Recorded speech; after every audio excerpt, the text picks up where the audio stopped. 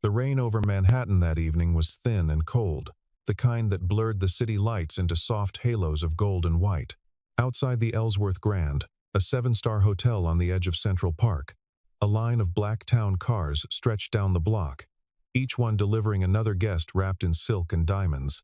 Inside, chandeliers the size of small cars threw light across a ballroom filled with senators, media moguls, and the kind of old money that never needed to raise its voice to be heard. Tonight was the engagement dinner of Michael Whitfield, 34 years old, the youngest chief executive in the history of Whitfield Capital. Beside him stood his fiancée, Vanessa Cole, a woman whose beauty was often described as breathtaking and whose temper, though rarely seen by outsiders, was infamous among her staff. The evening had been planned for months. Every flower arrangement had been chosen twice. Every seating chart had been redrawn by hand until it satisfied Vanessa's sense of order, a hierarchy of importance she understood instinctively, the way some people understand music. Waiters moved between tables like dancers, balancing trays of champagne that cost more per bottle than most of America earned in a week. It was, by every visible measure, a perfect night, though none of them could have predicted how it would end. At exactly 7:40, a man walked through the front doors of the ballroom, and the room did not stop to notice him. Not yet. He wore a suit that had clearly seen many years of service, its fabric worn thin at the elbows, its cut a decade out of fashion. His shoes, though polished with obvious care, showed the soft creases of 100 long days. On his wrist sat a watch so plain and inexpensive that a teenager working a summer job could have afforded 3 of them. He carried no gift, no flowers, nothing but a folded card in his coat pocket, and a quiet, unreadable calm in his eyes. His name was Daniel Carter, and according to the small white envelope in his hand, he had been invited to sit at table 1, the table reserved for the most honored guests in the entire room. He found his seat without asking for help, pulled out the chair with the same unhurried patience he seemed to carry into every motion, and sat down among men in tailored tuxedos and women dripping in borrowed jewels that had never actually left their own vaults. A few heads turned. A woman in an emerald dress leaned toward her husband and whispered something behind a gloved hand. Somewhere near the bar, a young analyst from Whitfield Capital elbowed his colleague and nodded toward the man in the old suit, a silent question passing between them that neither could answer.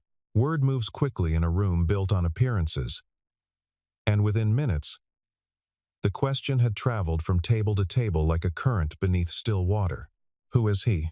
By the time the appetizers were cleared, at least a dozen people had asked the question in one form or another, and not one of them had received a satisfying answer. Vanessa noticed him during the second course, while she was mid-laugh at something a senator's wife had said about a yacht in Monaco. Her eyes drifted past the senator's wife, past the flickering candles, and landed on the man at table 1, the table that sat closest to the head table, the table meant for family and the most important names in the Whitfield empire. For a moment, she assumed there had been some kind of seating error, the sort of mistake that happened when event planners rushed through logistics, and she made a small mental note to speak to her coordinator later. But the mistake, if it was a mistake, did not correct itself. And as the night wore on, something about the man's stillness began to needle at her. He did not check his phone.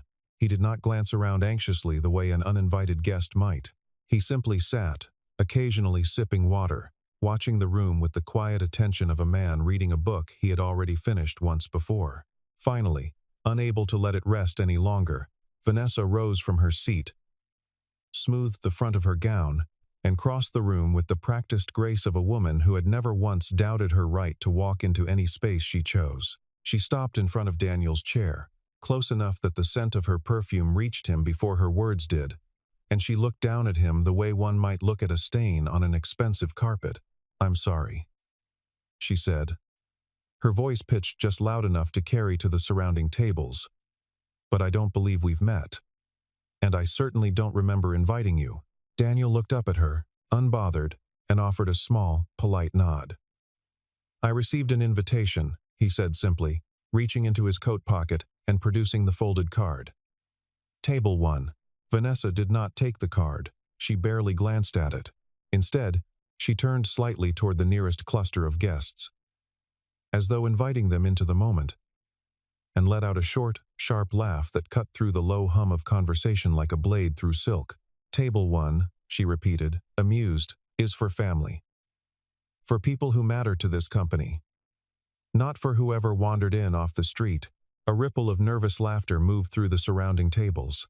Someone near the bar lifted a phone, angling it discreetly toward the unfolding scene, the small red recording light blinking to life. Daniel did not react to the laughter. He simply folded the card back into his pocket and looked at Vanessa with the same calm expression he had worn since he walked through the door. An expression that gave away nothing at all. "Do you even have the money for a meal like this?" Vanessa continued, her voice rising now, carrying easily across the ballroom. "This isn't a diner, sweetheart. You don't just walk in and sit wherever you like." More laughter followed, though it was thinner now, uncertain, the kind of laughter that comes from people who are not entirely sure whether they are witnessing comedy or cruelty. A few guests exchanged uneasy glances. Somewhere near the head table, Michael Whitfield had gone still, his champagne glass frozen halfway to his lips, his eyes fixed on the scene unfolding across the room. Though he made no move to intervene, Vanessa pressed on, emboldened by the attention, the way certain people mistake silence for permission. "Did you think putting on a suit made you a businessman? Is that what this is? Some kind of costume?" The words landed hard, sharper than anything before them, and for a moment the entire ballroom seemed to hold its breath, waiting to see whether the man in the old suit would finally crack, finally stammer some excuse or apology, and slink toward the door, the way she clearly expected him to. Instead, Daniel simply smiled. It was a small smile, almost gentle, the kind of expression a teacher might offer a student who had asked a question without realizing how much they still had to learn. "I was invited," he said again, quietly, "and I intend to stay for dinner." The silence that followed was different from the laughter before it, heavier, tinged with something like discomfort. Vanessa's cheeks flushed, not with embarrassment, but with irritation at being denied the reaction she had clearly been expecting. She turned toward the 2 security guards stationed near the ballroom entrance and lifted a hand, beckoning them over with the casual authority of someone accustomed to having her way. "Please escort this man out," she said, loud enough for the tables nearest to hear clearly. "He doesn't belong here." The guards exchanged a brief, uncertain glance before approaching the table, their footsteps slow, almost reluctant. One of them, a broad-shouldered man with a graying mustache, leaned down toward Daniel and spoke in a low voice, an apology folded quietly beneath his professional tone. "Sir, I'm going to need you to come with us." Daniel did not argue. He did not raise his voice or protest or reach for some hidden justification. He simply set down his water glass, folded his napkin with unhurried precision, and rose from his chair. As he stood, he reached up and adjusted his tie, an old, slightly faded piece of navy silk, straightening it with the same care a soldier might give to a uniform before stepping onto a parade ground. "Of course," he said. Then, turning slightly, his eyes swept once across the ballroom, across the hundreds of faces now watching him in various states of amusement, discomfort, and curiosity, before settling briefly on Vanessa herself. "Before I go," he said, his voice calm but carrying easily through the quiet room, "I only want to say one thing." Vanessa crossed her arms, lips curling into a satisfied smirk, clearly expecting some feeble attempt at dignity, some final grasping effort to save face before being led away in front of everyone she considered important. "I hope," Daniel said slowly, "that everyone in this room remembers exactly how they behaved tonight. Because some memories have a way of becoming very expensive." For a moment, nobody understood what he meant. The words hung in the air, strange and out of place. Too calm to be a threat, too pointed to be nothing at all. Vanessa laughed again, though it sounded thinner this time, less certain. "Is that supposed to scare me?" she asked, glancing around for support from the nearby tables. Daniel said nothing further. He simply allowed the 2 guards to guide him toward the side exit, his posture straight, his pace unhurried, as though he were leaving a restaurant after an unremarkable meal, rather than being publicly thrown out of the most important party of the season. But as he passed near the head table, something happened that no one in the room expected. An older man seated among the board members, a silver-haired figure named Harold Grayson, who had served on the Whitfield Capital Board for nearly 2 decades, went pale. His fork slipped from his fingers and clattered softly against his plate. He stared at Daniel's retreating figure with an expression somewhere between recognition and dread. And when his wife asked him quietly what was wrong, he did not answer. He simply reached for his phone with trembling hands and began typing a message, his eyes never leaving the man being led toward the door. Nobody else noticed Harold Grayson's reaction. Not at first, because the room was too consumed with its own private theater, murmuring about the strange man and his stranger words, already beginning to reshape the story into something they would repeat at brunches and board meetings for weeks to come. But within minutes, the mood of the evening had begun to shift, subtly at first, like a change in air pressure before a storm nobody could yet see. The hotel's general manager, a meticulous woman named Elaine Marsh, who had overseen 1,000 events without a single visible crisis, appeared at the edge of the ballroom, her face unusually tense. She crossed the room quickly, weaving between tables, and pulled aside one of her senior staff members, speaking in a hushed, urgent tone. Within moments, 3 more members of the hotel's management team had gathered near the entrance, their phones out, their expressions tightening with each passing second. At table 3, a junior board member frowned at his buzzing phone, glanced at the screen, and went very quiet. At table 5, a woman in a navy gown who worked in Whitfield Capital's legal department excused herself abruptly, her heels clicking rapidly across the marble floor as she hurried toward the lobby.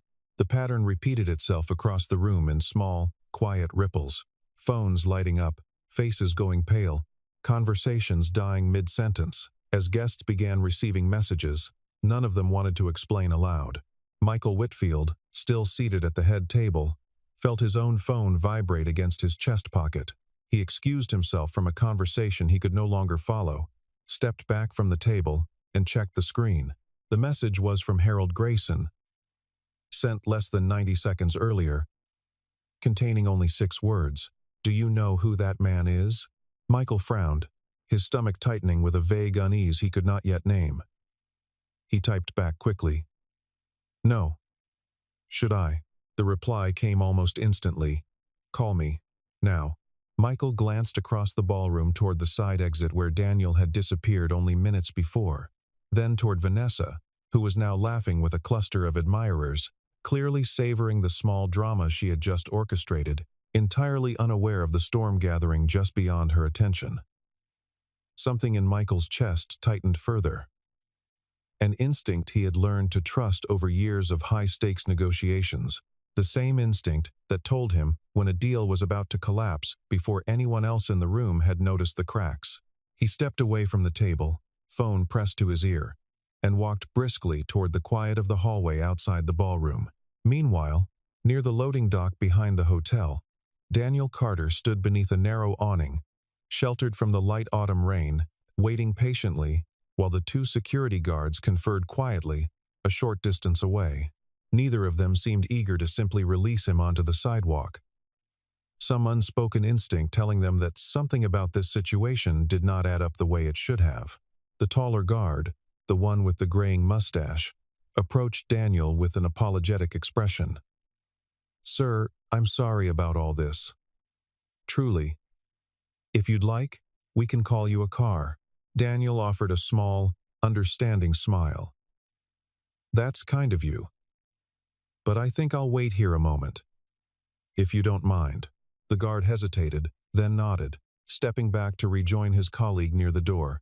Daniel remained where he stood, hands in his coat pockets, watching the rain fall in thin silver lines beneath the streetlights, entirely unbothered by the chaos he had left rippling through the ballroom above. Inside, Michael Whitfield stood in the marble hallway outside the event, phone pressed hard against his ear, listening as Harold Grayson's voice trembled with an urgency he had rarely heard from the older man in all their years working together. 15 years ago, Harold was saying, his words rushed and breathless. "Before this company was worth anything, before you were even running the place, there was a man who saved us." We were 3 weeks from bankruptcy, Michael, 3 weeks. And a private investor came in, bought a controlling stake nobody else wanted, and kept this entire company alive when every bank in the city had already turned us away. Michael's grip on the phone tightened. What does that have to do with tonight? He never showed his face publicly, Harold continued. Used lawyers, shell companies, representatives, everything to stay anonymous. Most of the board never even met him directly. He sold most of his shares years ago and vanished from every record we had. But I saw him tonight, Michael.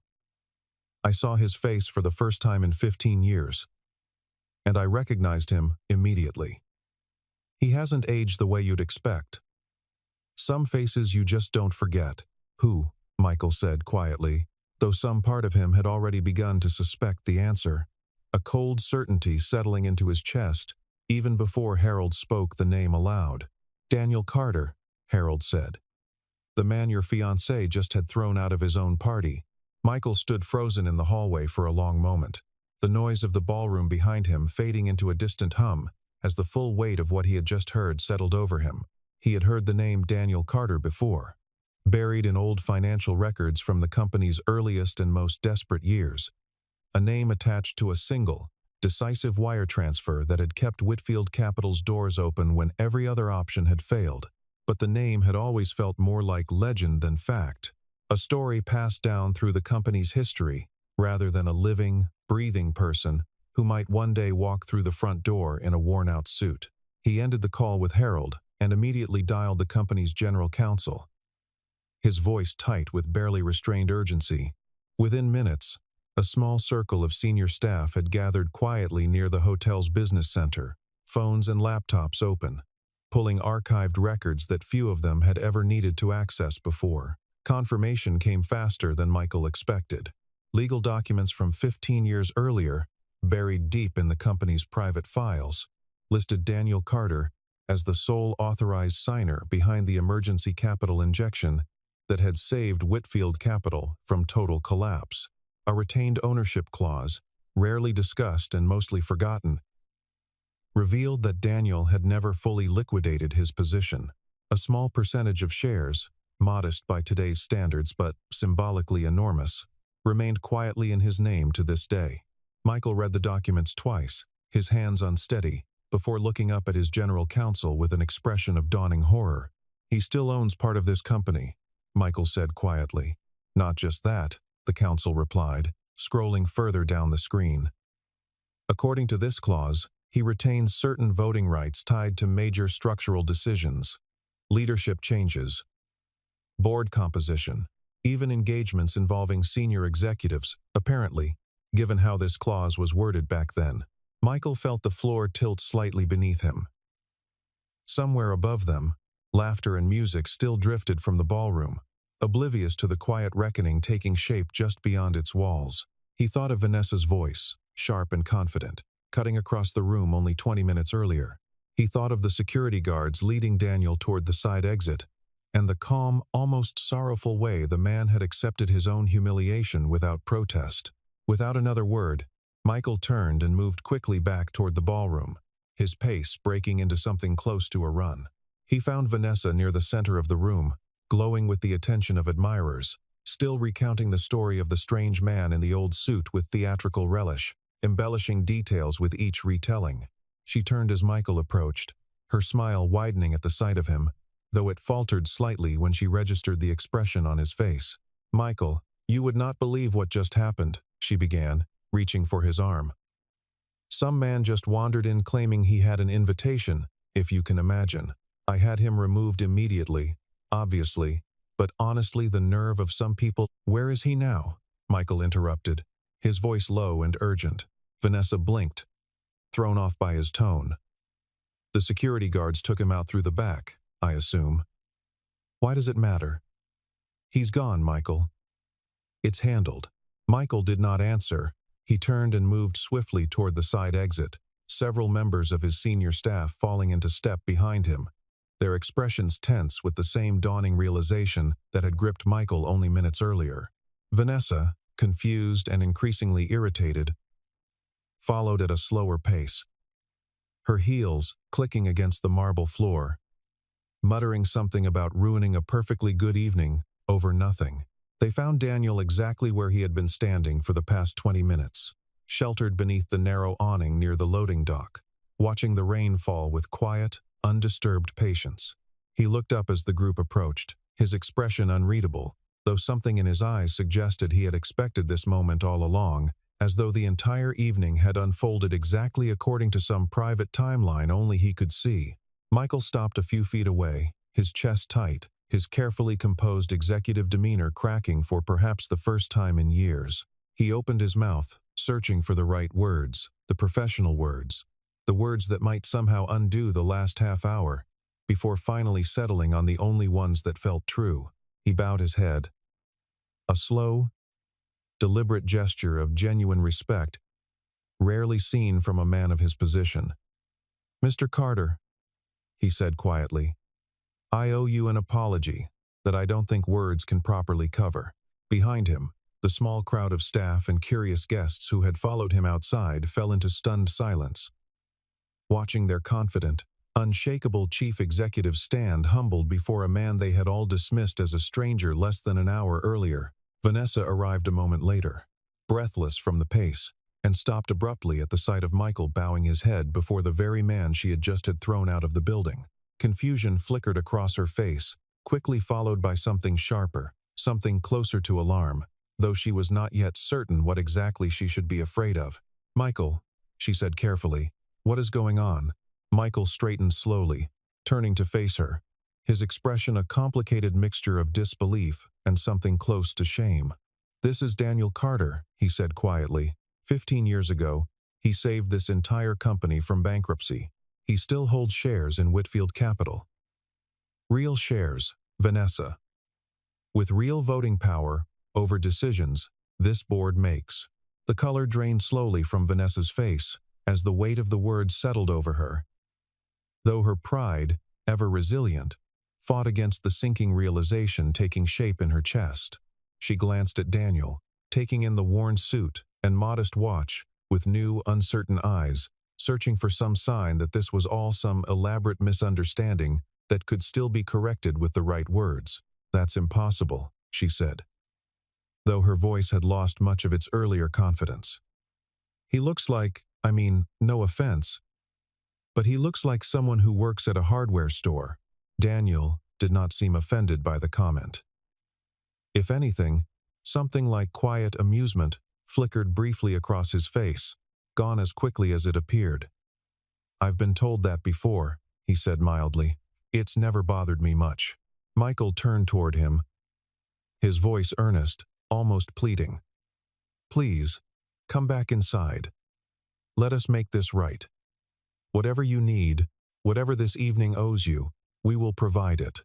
Daniel considered this for a long moment, his eyes moving slowly across the small crowd gathered around him, the staff members, the curious guests who had followed the commotion outside, and finally Vanessa herself, still visibly struggling to reconcile the man before her with the story she had just spent 20 minutes telling to anyone who would listen. "I don't need an apology," Daniel said finally, his voice calm and unhurried. "What I came here for tonight was simply to see, with my own eyes, what kind of company this has become, and what kind of people now stand at its helm." The words landed heavily, and nobody standing beneath that narrow awning needed further explanation to understand exactly what he meant. Daniel agreed, after some gentle persuasion from Michael, to return to the ballroom, though not to rejoin the celebration as a guest of honor, but rather to speak briefly with the board members and senior staff who had known him only as a name buried in old financial records. Word of what had happened spread through the room with startling speed, passing from table to table in urgent whispers, each retelling slightly more dramatic than the last, until by the time Daniel stepped back through the ballroom doors, nearly every guest in the building understood, in broad strokes, exactly who he was. The atmosphere had shifted entirely. The easy laughter and clinking glasses of an hour earlier had given way to something quieter, more watchful, guests straightening in their seats, as Daniel walked slowly across the marble floor toward the small cluster of board members near the head table. Harold Grayson rose immediately, extending a hand that trembled slightly with emotion. "Daniel," he said, his voice thick. "It's been a very long time." "It has," Daniel agreed, shaking his hand warmly. "You look well, Harold. I can't believe you're actually here," Harold continued, shaking his head in wonder. "After all these years of anonymous filings and lawyers handling everything, I never imagined I'd see your face again." Daniel offered a small, tired smile.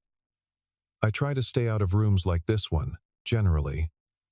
But I had a reason to come tonight." Around them, the other board members and senior executives had gone quiet, watching the exchange with a mixture of awe and lingering disbelief. Someone near the back of the crowd, unable to help himself, finally asked the question hanging over the entire room. "Why did you dress like that?" the man asked, immediately regretting the bluntness of the question the moment it left his mouth.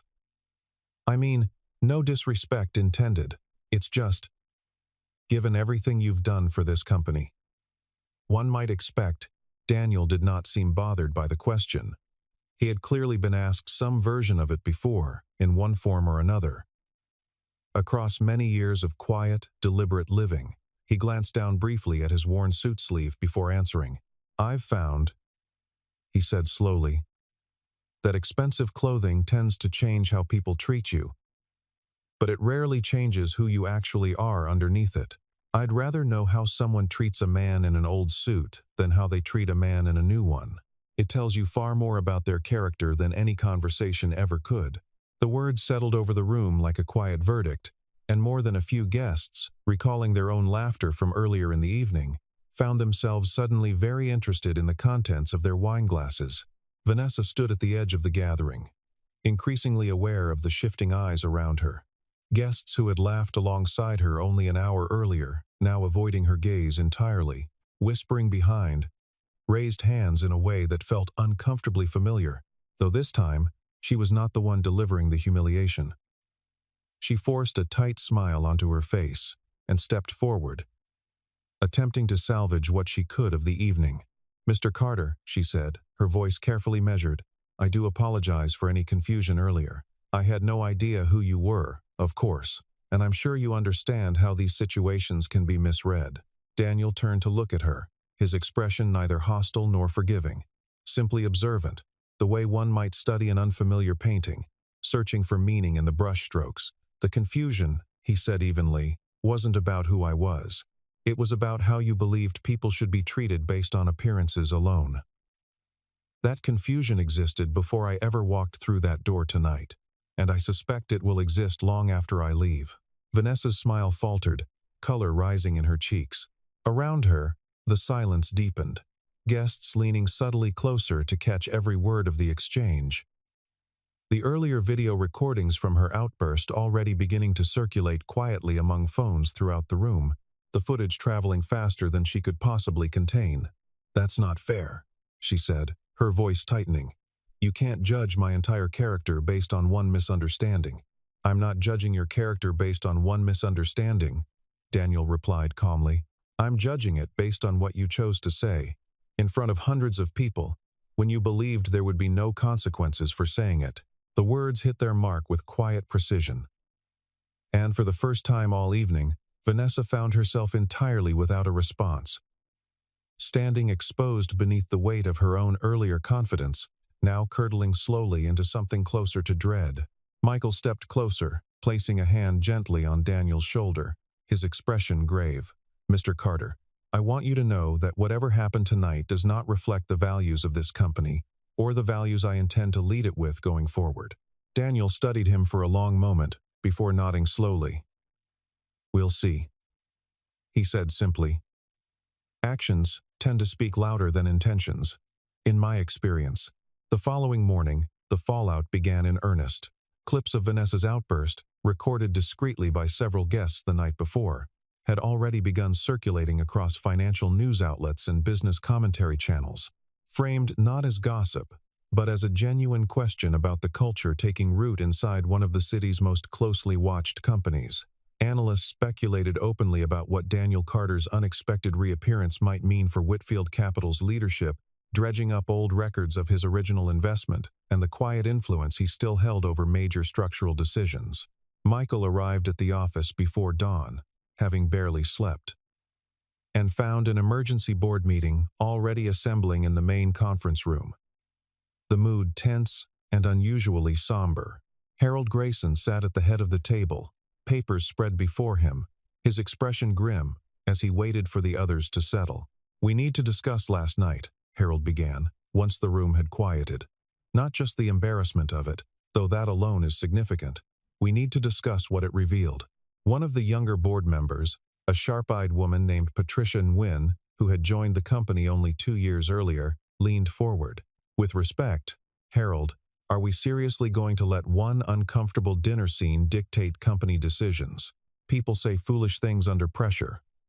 "It happens. This wasn't pressure," Harold replied evenly. "This was public cruelty.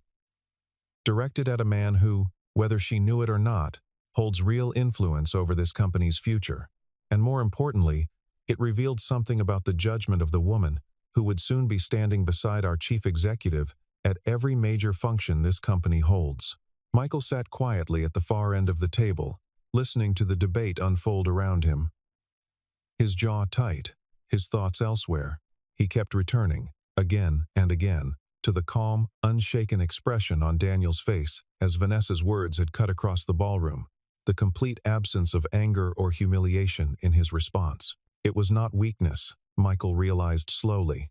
It was something closer to certainty, the quiet confidence of a man who had long ago stopped needing anyone else's approval to know his own worth. Later that afternoon, Michael requested a private meeting with Daniel, arranged through Harold's careful mediation, and found himself sitting across a small, unremarkable coffee shop table from the man who had once quietly saved his entire company from ruin.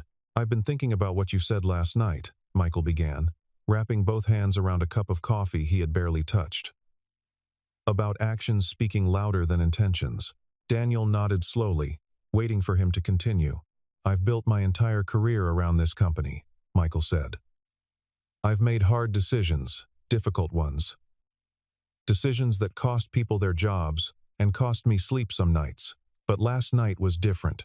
Last night, I watched someone I care about treat another human being as though he were beneath basic decency. And I said nothing. I let it happen for nearly 10 minutes before I even understood who you were." "Would it have mattered?" Daniel asked quietly. "If I had simply been who I appeared to be, a man in an old suit, with nothing behind his name." Michael opened his mouth, then closed it again, the honest answer catching uncomfortably in his throat. He had not intervened when he believed Daniel was simply an uninvited stranger. He had only moved once the stakes became clear. Once his own company's future hung in the balance. "No," Michael admitted finally, quietly. "It wouldn't have mattered. And that's the part that's been eating at me all day." Daniel studied him for a long moment, something almost gentle in his expression now. The sharp edge from the night before softened into something closer to patience. "That honesty," he said, "is worth more to me than any apology you could offer. Most men in your position would have found a way to justify their silence. You didn't." "So what happens now?" Michael asked. "With the company, with the shares, with everything." Daniel set down his own cup, folding his hands together on the table. "I built this company's foundation once, a long time ago, when it was drowning, and nobody else believed it was worth saving. I've watched quietly from a distance ever since, through representatives, through paperwork, never once needing to step into a room like the one you filled last night. But I came last night because I'd heard things, rumors about the culture forming inside this company, about the kind of people rising toward its top. I wanted to see the truth with my own eyes, rather than trust second-hand reports." "And what did you see?" Michael asked, bracing himself for the answer. "I saw a company that has forgotten where it came from," Daniel said simply. "And I saw a man who still has time to remember." Over the following days, Michael found himself facing the most difficult decision of his professional life. One that had nothing to do with mergers, valuations, or quarterly earnings, and everything to do with the kind of man he intended to become. Daniel had made his position clear without ever issuing an ultimatum. A rare kind of restraint that somehow made the weight of the decision heavier rather than lighter. He would either continue his quiet involvement in the company or withdraw entirely, taking his remaining shares and influence with him. The choice, he insisted, belonged entirely to Michael and the leadership he intended to build around him. But beneath that choice lay a second, more personal one, unspoken yet unmistakable. Vanessa had spent the days since the engagement dinner attempting damage control, meeting with public relations consultants, drafting careful statements designed to soften the footage circulating online, framing her outburst as an unfortunate misunderstanding rather than what it truly had been. She called Michael repeatedly, her voice oscillating between wounded confusion and barely restrained frustration, unable to understand why the incident refused to simply fade away the way her previous missteps always had. "You're letting one bad moment define our entire relationship," she said during one particularly tense phone call, her voice tight with disbelief. "People are going to move on from this, Michael. They always do." "That's exactly the problem," Michael replied quietly. "You're treating it like a public relations issue." "I'm starting to realize it was never that. It was a window into how you see people who can't offer you anything in return."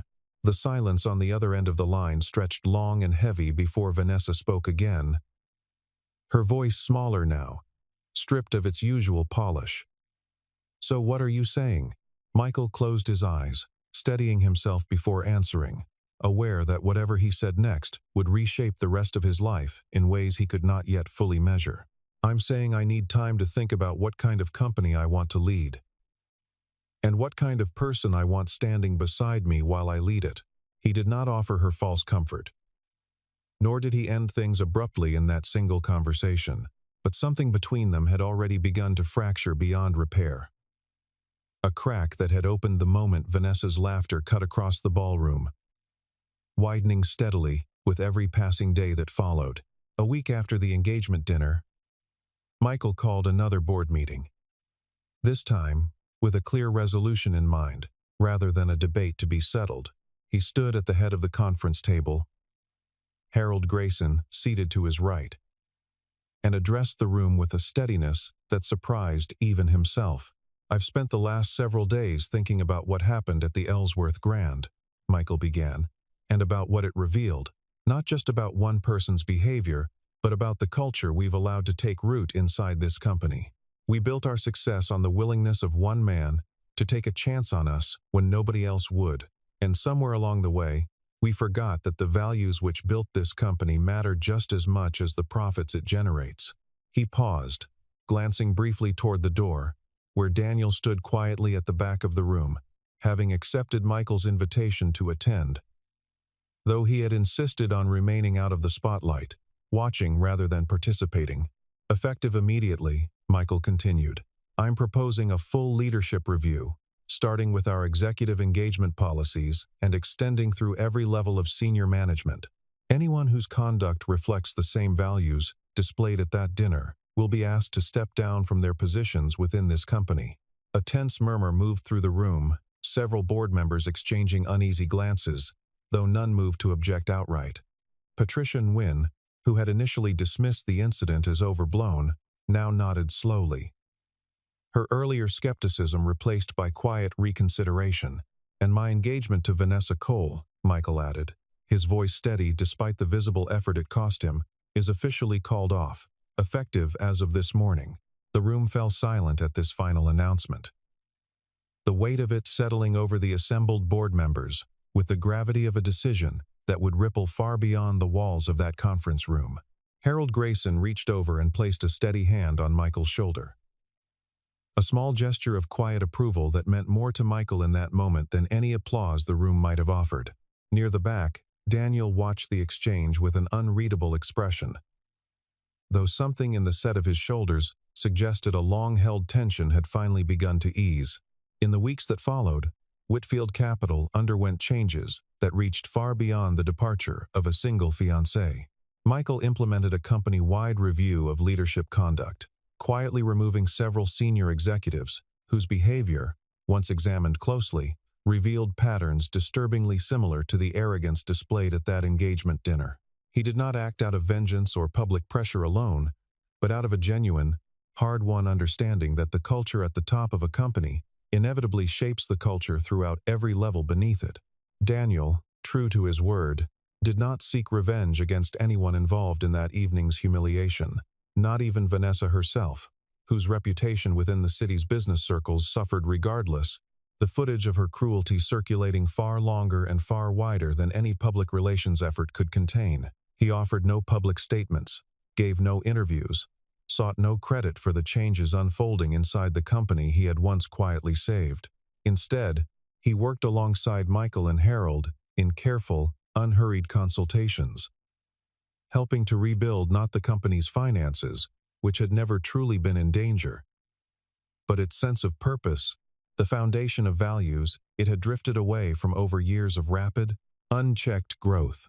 Employees who had feared for their jobs during the leadership review found, to their quiet relief, that Daniel's influence protected rather than threatened them.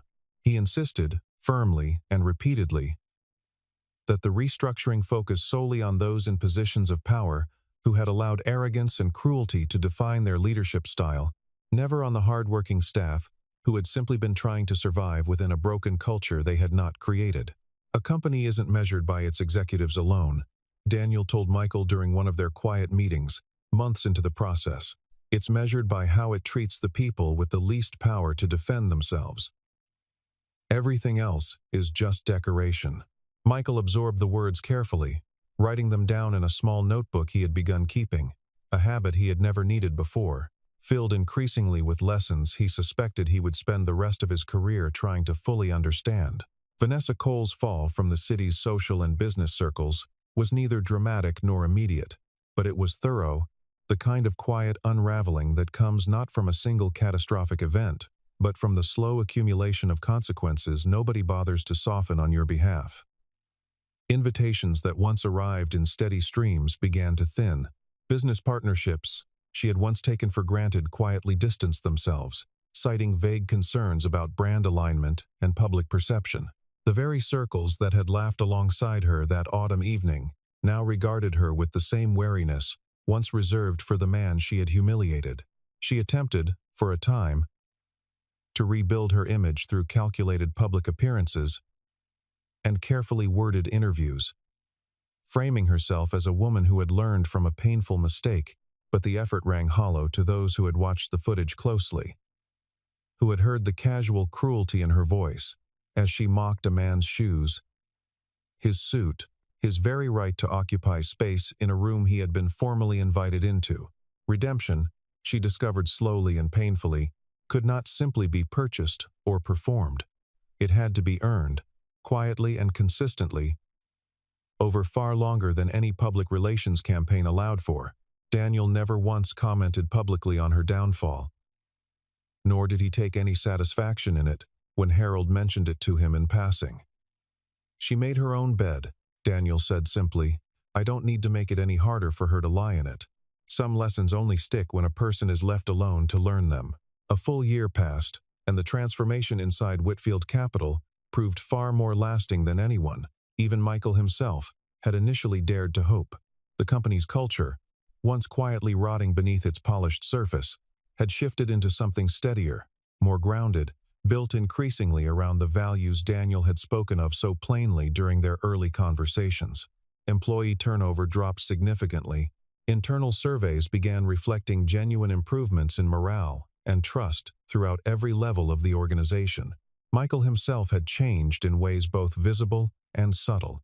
He listened more than he spoke during meetings now, a habit that had taken considerable effort to cultivate, after years of assuming his position alone entitled him to the loudest voice in any room. He made a point of learning the names of employees far below his own pay grade, stopping to ask about their families, their concerns, their ideas for improving the company from the ground up, rather than simply from the top down. The arrogance that had once quietly shaped his leadership style had not vanished entirely, but it had been tempered, softened into something closer to genuine humility. Daniel, true to the life he had built for himself over the past 15 years, remained largely out of the public eye, refusing every award, every honorary title, every opportunity Michael and the board offered him to be publicly celebrated for the role he had quietly played in the company's turnaround.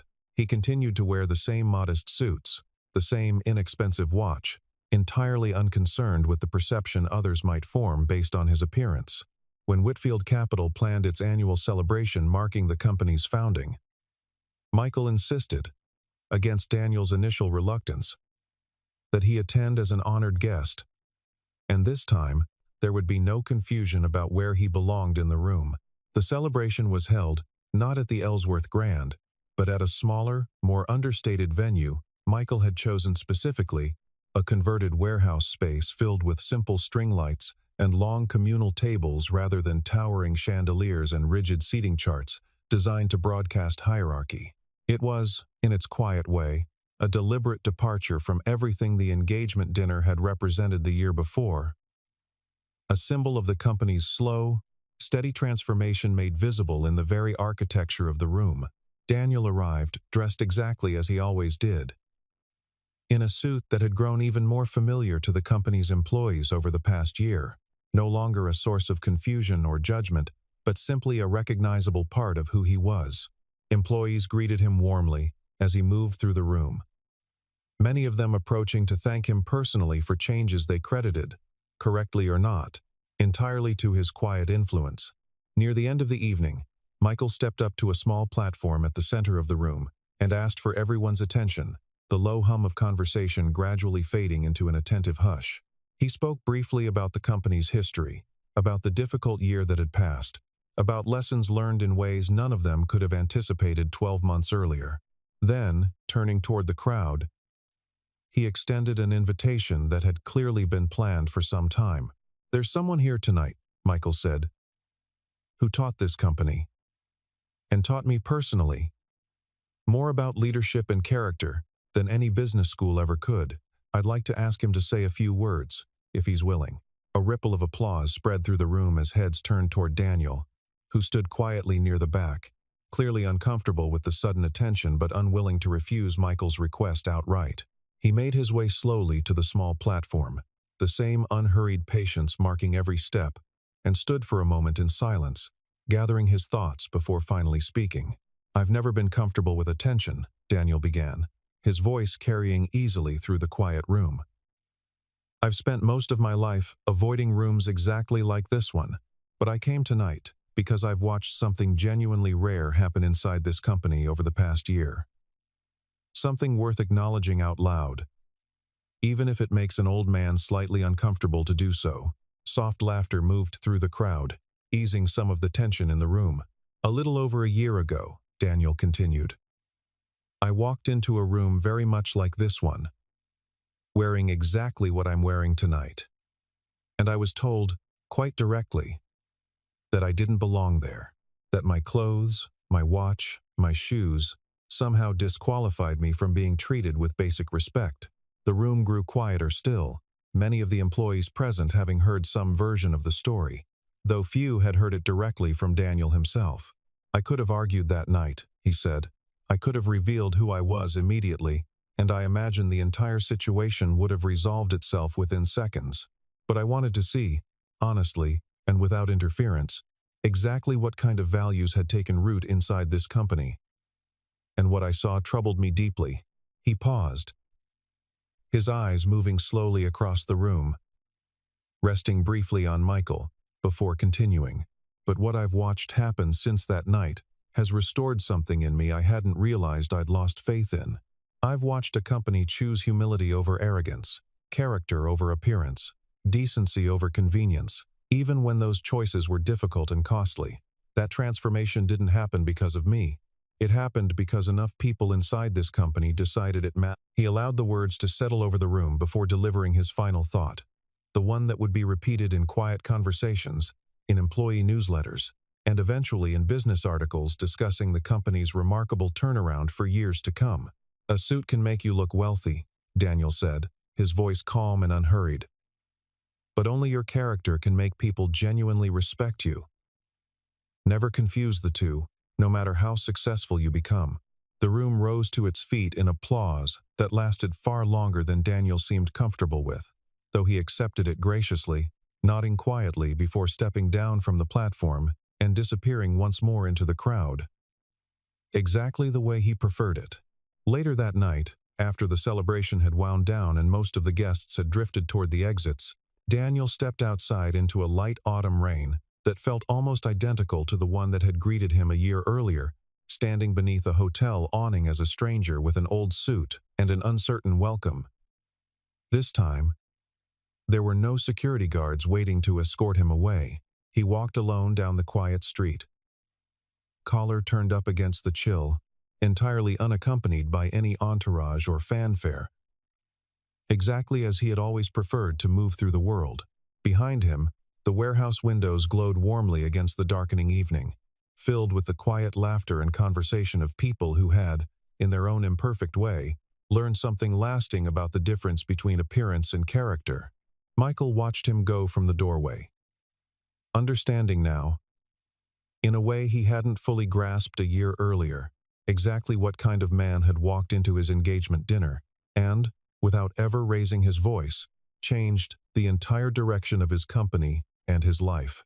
Daniel Carter disappeared around the corner of the street, his footsteps fading into the soft patter of rain against the pavement, leaving behind him not wealth flaunted or power displayed, but something far rarer and far more difficult to earn, a legacy built entirely on the simple, unshakable truth that the measure of a person was never found in what covered their body, but always, without exception, in what lived quietly inside it.